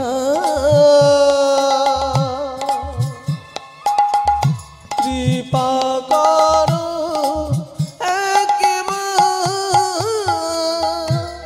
যুগে যুগে তুমি এসেছো ধরাতে, উদ্ধারিতে এই পৃথিবী। যুগে যুগে তুমি এসেছো ধরাতে, উদ্ধারিতে এই পৃথিবী। তাই তো তোমার ডাকি প্রভু, দয়া করো এ দিনে। তুমি প্রভু না করিলে দয়া, তুমি প্রভু না করিলে দয়া, বলো আমি যাব কোথায়। কৃপা করো দয়াময়, ওগো কৃপাময়, ওগো দয়াময়, কৃপা করো একবার, দয়া করো একবার। কারণ গৌর হরি বললেন এই কলিহত জীবের একমাত্র হরিনাম ছাড়ার কোনো গতি নাই বাবা। কেন? হরির নামৈব নামৈব নামৈব কেবলম, কলো নাস্তেইব নাস্তেইব নাস্তেইব গতিরন্যথা। কলিজীবে হরিনাম ছাড়ার কোনো গতি নাই, গতি নাই, গতি নাই। তাই কলির জীব তোমরা আমার সঙ্গে হরিনাম করো, হরি বল বলো। সবাই মিলে বলবো বাবা, হরি বল, হরি বল, হরি বল, হরি বল, হরি বল, হরি বল, হরি বল, হরি বল। সবাই হাততালি দিয়ে একসাথে। হরি বল, হরি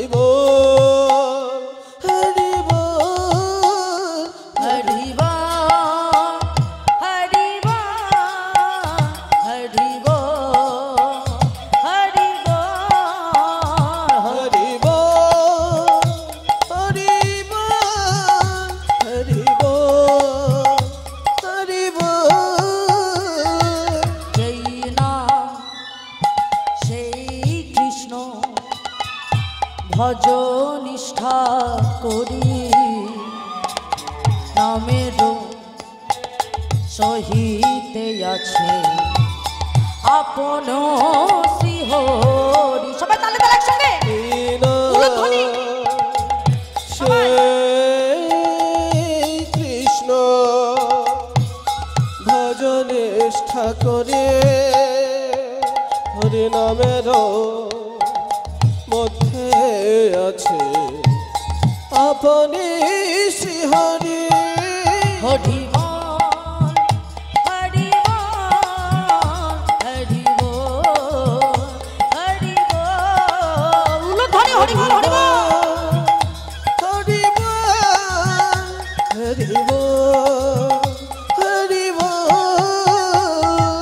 নাম ভজ নাম চিন্ত নাম করুষা নাম বিনা কলির জীবে গতি নাহিয়া। নাম ভজ নাম চিন্ত নাম করো জীবে নাম বেলে গতি নাহিয়া।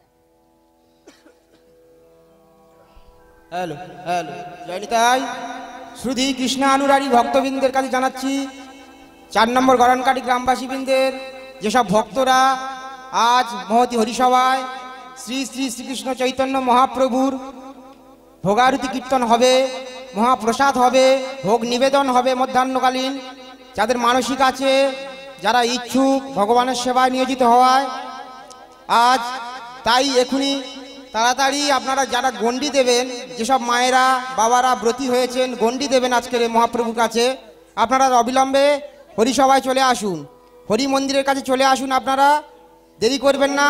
ঠিক 12টায় আমরা মধ্যাহ্নকালীন ভগবানের সেবা নিবেদন করব। ভোগারতি মহোৎসব, আজকের মালসা ভোগ মহোৎসবের প্রধান সেবার ব্যবস্থা আছে, তাই আপনারা দেরি করবেন না, যাতে সেবার অপরাধ না হয়ে যায়। আপনারা অবিলম্বে তাড়াতাড়ি চলে আসুন, আপনাদের গণ্ডি সম্পূর্ণ হলে মহোৎসব শুরু হবে।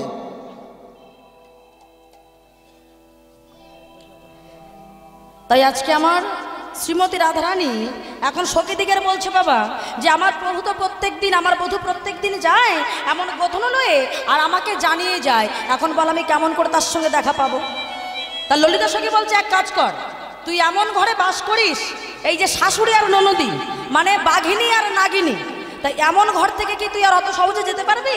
তার থেকে 2 কুল রক্ষা হবে। কি করতে হবে? চল আমরা বরং মথুরার হাটে গিয়ে একটু দধি দুগ্ধ ঘিত হলো বেচা কেনা করি। তাই শোন শোন বলি, শোন, চলো যাব সেই পথে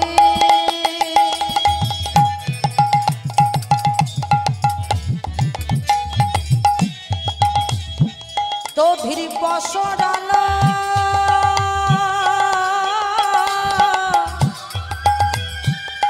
লইয়া মাথে চলো যাই সেই পথে যেখানে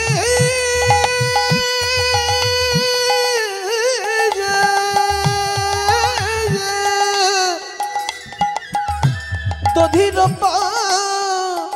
সরালয়ে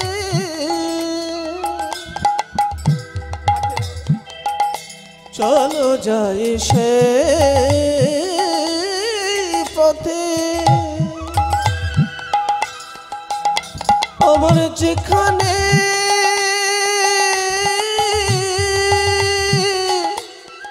গোবিন্দ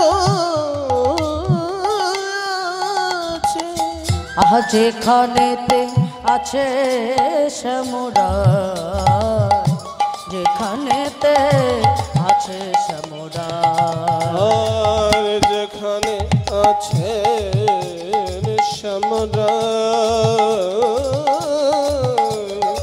যেখানে আছেন শ্যামরায়। আবার বিলম্বে আর কাজ নাই রায়, বিলম্বে কাজ নাই রে, আজ বিলম্বে আর কাজ নাই রায়, বিলম্বে আর কাজ নাই ভাই। আমরা বেচা কিনি করব রায়, বিলম্বে আর কাজ নাই রায়, বেচা কিনি করিব মোরা, বিলম্বে আর কাজ নাই রে। আমরা বেচা কিনি করব রায়, বিলম্বে আর কাজ নাই রায়, বেচা কিনি করব মোরা, বিলম্বে আর কাজ নাই রে। আবার যেখানেতে আছে শ্যামরায়, যেখানে যেখানেতে আছেন শ্যামরায়। তাই চল চল আমরা সবাই আর বিলম্ব না করে আমরা বরং দধি দুগ্ধ ঘিত ঘোল নিয়ে মথুরার হাটে গিয়ে বেচারাখানি করি। আর এক পাশে পদকর্তা দাঁড়িয়ে বলে, যদুনাথ দাস কই বিলম্ব নাহি কষয়, তুরিতে গমন করো তাই। সঙ্গে সঙ্গে কাত্তনি মহামায়া যোগমায়াকে স্মরণ করলেন, কারণ লীলাপটিও সে যোগমায়া যদি না আসে তবে গোবিন্দকে পাবো না। তাই যোগমায়াকে আগে বাবা মায়াকে আশ্রয় করতে হবে। তাই রাধানী এবং সকল সখীরা বসে যোগমায়াকে স্মরণ করছেন। বিপদকারিণী মাগো তুমি অশেষ দয়ামা,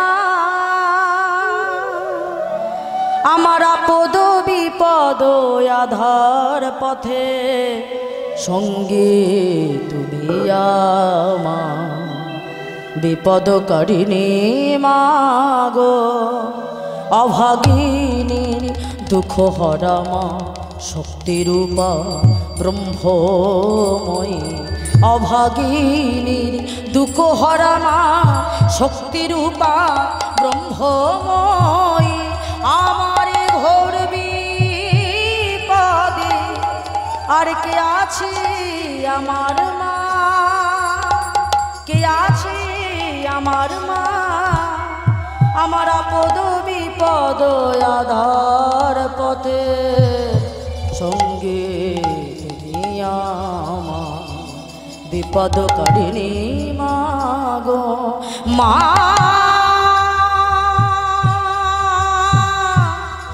মা ও গো মা,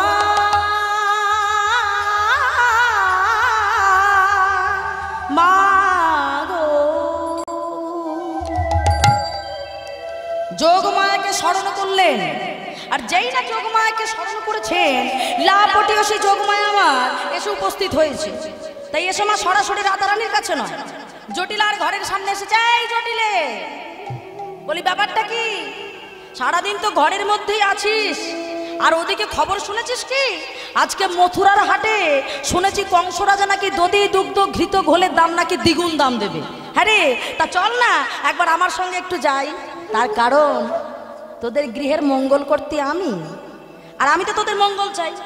এখন বলছে দেখো বুড়িমা, জটিলা বুড়ি বলছে আমার বয়সটা তো আর কম নয়, এই বয়স হয়েছে কি করে আর যাই বলো। তা এক কাজ কর, তোর মেয়ে তো কুটিলে আছে, কুটিলাকে পাঠিয়ে দে। ও বাবারি বাবা, তুমি কার কথা বলছো গো? কুটিলা যদি যায় তা আজকে মথুরার হাট আর থাকবে না, কারণ ও মনে করলে কাঁচা বাসে ঘুম ধরাতে পারে, আর মনে করলে জলে আগুনও লাগিয়ে দিতে পারে। ওরে বাবারে, তোর মেয়ের এত গুণ? হ্যাঁ, তা হ্যাঁ রে, তুই পারবি না, তোর মেয়ে পারবে না, কিন্তু একজন তো আছে। কে না কেন? তোর ঘরের বউ। শোন শোন, একটা কথা বলি শোন, তোদের মঙ্গল করতে আমি, আর পাড়ায় পাড়ায় শুনি তোদের বউ নাকি এখনো জাতেই ওঠেনি। কারণ গোয়ালেদের বউ জাতে মানে দধি দুগ্ধ মাথায় করে অন্তত একবার হলেও মথুরা হাটে গিয়ে বেচাকিনি করা। সেটা কি করেছে বল? তাহলে এক কাজ কর, তোদের বউকে পাঠিয়ে দে। বলছে দেখো বুড়িমা, সবই তো তুমি ভালোর জন্য বলছো, কিন্তু কিন্তু আমাদের বউয়ের স্বভাবটা ঠিক ভালো না। কেন জানো? বড্ড রাস্তায় যেতে গিয়ে এদিক আর ওদিক দেখে। হ্যাঁ, তা তুমি দেখো আমার বউ যেন কোনো দিকে না তাকায়। আর আমার ছেলে যেহেতু আয়ান শ্যামা মায়ের ভক্ত, তা যেন শ্যামা মায়ের নাম করতে করতে যায়। তবে দেখো যেন কোনো দিকে না তাকায়। বলে ঠিক আছে বাবা, তাই হবে তাই হবে। তাই এবার বুড়িমা আমার রাধারানীর ঘরের দিকে তাকিয়ে বলছে, সাজাগো রসে পশরা সাজাও, রসময় শ্যাম পেতে হলে। আর জটিলাকে বলে দিচ্ছে, শোন শোন, সাজা গো রস পশরা সাজা, অর্থাৎ দধি দুগ্ধ ঘিত গোল ছানা মাখন ইত্যাদি। তাই এবার রাধানী আমার দধিযুক্ত ঘিত মাখন ছানা নিয়ে চলেছে সকল সখীদিকে নিয়ে। চলুন মা একটু উলুধ্বনি করে সবাই মিলে গোবিন্দ দর্শনে যাই। আজ সুবর্ণের ভণ্ড ভরি, দধি দুগ্ধ ছানা পুরি। উলুধ্বনি। সুবর্ণের ভাণ্ড ভরি, দধি দুগ্ধ ছানা জানে। সুবর্ণের ভণ্ড ভরি, দধি দুগ্ধ ছানা পুরি। সুবর্ণের ভাণ্ড ভরি, দধি দুগ্ধ ছানা জানে। সাডি সাডি পশরায়ু পর, সাডি সাডি পশরায়ু পর। সারি সারি পশরায়ু পর, সারি সারি পশরায়ু পর। তারা সাডি সাডি চলেছে, তারা সারি সারি চলেছে, তারা সাডি সাডি চলেছে। তারা সারি সারি চলেছে গো। সুবর্ণের ভণ্ড ভরি, সাডি সাডি চলেছে। সুবর্ণের ভাণ্ড জানে, সারি সারি চলেছে গো। আবার সাডি সাডি পশরায়ু পর, সাডি সাডি পশরায়ু পর। সাড়ে সাড়ে পশরা উপর। তবে এখানে আমি আপনাদেরকেও বললাম যেতে, কিন্তু আপনাদের কাছে তো দধি দুগ্ধ ছানা মাখন নাই বাবা। তবে যেতে বললাম কেন? এখানে মহাজন পদকার বলছেন রাধারানী এখানে যে দধি দুগ্ধ মাখন ছানা নিয়ে যাচ্ছে তার থেকে পাত্র মূল্যটা অনেক বেশি। কেন বলছে না? স্বল্প মূল্যের দধি দুগ্ধ বিক্রয় করার ছলে বহু মূল্যের কৃষ্ণধন কিনতে যাচ্ছে, যেটা আপনারা যাচ্ছেন মাগো। তাই তো বললাম পশরাটা একটু সাজিয়ে নিন। কেন বললাম? এখানে বাবাদেরকেও বললাম পশরাটা একটু সাজিয়ে নিন। কোন পশরা? না রাধারানী আমার একটি পশরাতে মানে সুবর্ণের ভাণ্ডে, সোনার ভাণ্ডে দধি দুগ্ধ ছানা মাখন এইগুলো নিয়েছে বাবা। আর আরেকটা পশরায় কি নিয়েছে? আর একটা হলো দেহরূপ উপাসনার ভাণ্ড। একটি সোনার ভাণ্ড আর একটা হলো দেহরূপ উপাসনার ভাণ্ড। এই দেহরূপ উপাসনার ভাণ্ড সাজিয়েছে কেমন ভাবে? শান্ত দাস্য সখ্য বাৎসল্য মধুর, এই 5টি রস দ্বারা সাজিয়েছে। তা হরিবাসরে আপনাদেরকেও তাই সাজাতে হবে বাবা। এই দেহরূপ উপাসনাটাকেও আপনাদের শান্ত দাস্য সখ্য বাৎসল্য মধুর দিয়ে সাজাতে হবে। শুধু তাই নয়, এই দেহরূপটাকে যেমন দেহরূপ উপাসনার ভাণ্ডে শান্ত দাস্য সখ্য বাৎসল্য মধুর যেমন সাজিয়েছে, তেমন শুধু তাই নয়, সেজেছে কেমন দেখুন। তৃণগুচ্ছ দ্বারা মাথায় পাক বেঁধেছে। তৃণগুচ্ছ দ্বারা মাথায় পাক বাঁধলেন কেন? জগৎকে শিক্ষা দিচ্ছেন, আপনি আচরি ধর্ম জগৎকে শিখায়। তার মানে শিক্ষা দিলেন কি? তৃণাদপি শুনিছেন তরুণীব সহিষ্ণু না, অমানি না মান দেন কীর্তনিয়া সদা হরি।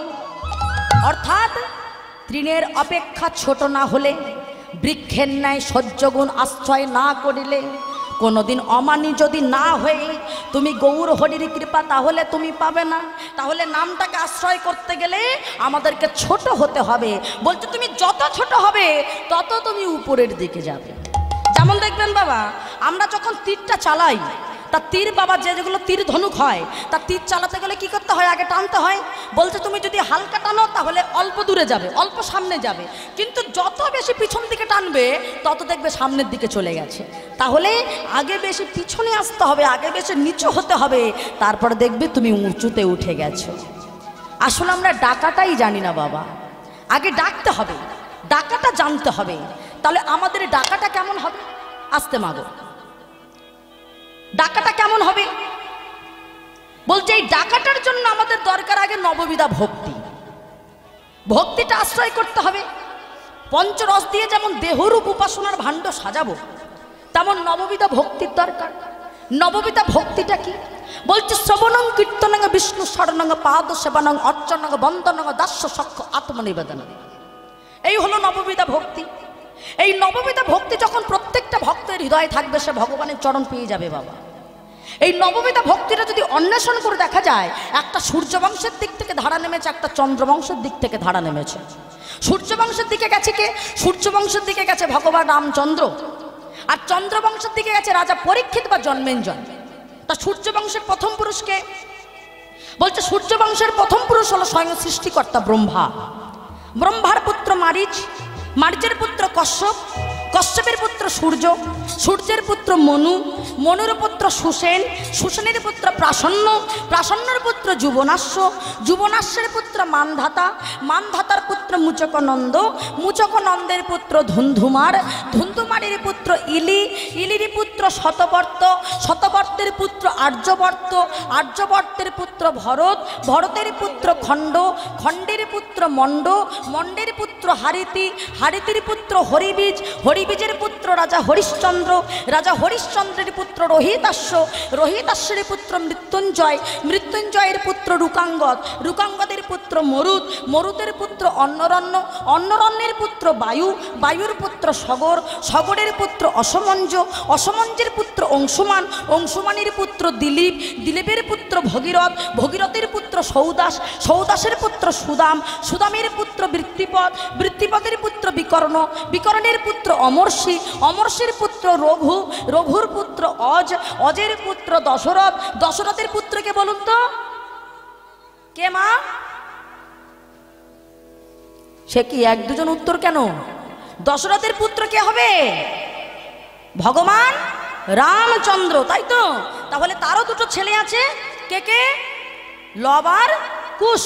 কুশের পুত্র অতীত, অতীতের পুত্র নিশীথ, নিশীথের পুত্র নব, নবের পুত্র পুণ্ডরিক, পুণ্ডরিকের পুত্র ক্ষমাধন্না, ক্ষমাধন্নার পুত্র দেবানিক, দেবানিকের পুত্র পরিপাত্র, পরিপাত্রের পুত্র বনস্থলী, বনস্থলীর পুত্র ব্রজনাভা, ব্রজনাভার পুত্র সুগণন, সুগণনের পুত্র বিদ্ধতি, বিদ্ধতির পুত্র হিরণ্যলাভী। এখানেই সূর্যবংশ বন্ধ হয়ে গেছে বাবা, এরপরে আর ছিল না। তাহলে আজকে ভগবানকে তাহলে ডাকতে গেলে আমাদের নববিধা ভক্তির দরকার। তবে ডাকাটা যেমন ডেকেছিল একজন, কে? স্বামী বিবেকানন্দ, যার কথাটা আপনারা অনেকেই জানেন। স্বামী বিবেকানন্দ তিনি ডেকেছিলেন বাবা। আমরা যেমন কেমন ডাকি বলুন তো? ধরুন আমরা মা কালী পূজা দিচ্ছি, তা মা কালী পূজা করলাম, আর অমনি বললাম যে মা কালী, আমার অমুকের সঙ্গে হাইকোর্টে মামলা চলছে, তুমি যদি আমাকে জিতিয়ে দাও তবে জোড়া পাঠা দিয়ে পূজা দিয়ে দেবো। কেন গো মা? মা কালী কি ঘুষখোর নাকি? হ্যাঁ, যে মা কালীকে জোড়া পাঠার লোক দেখিয়ে আমাদের পূজাটা নিতে হবে? তাহলে আমরা চাইতে জানলাম না। চেয়েছিল কে? না স্বামী বিবেকানন্দ। স্বামী বিবেকানন্দ কেমন ভাবে চাইছে দেখুন। এখন স্বামী বিবেকানন্দর বাবা তিনি বিখ্যাত ব্যারিস্টার ছিলেন। এক সময় দান ধানের হাত এতটাই লম্বা ছিল তার, যে দান করতে করতে এক সময় তার নিজেদের খাওয়া জুটত না। আর সেই সময় স্বামী বিবেকানন্দের সঙ্গে পরিচয় হয়েছিল দক্ষিণেশ্বরে পাগলা ঠাকুর, কে বলুন তো? রামকৃষ্ণ ঠাকুর, রামকৃষ্ণ পরমহংসদেব।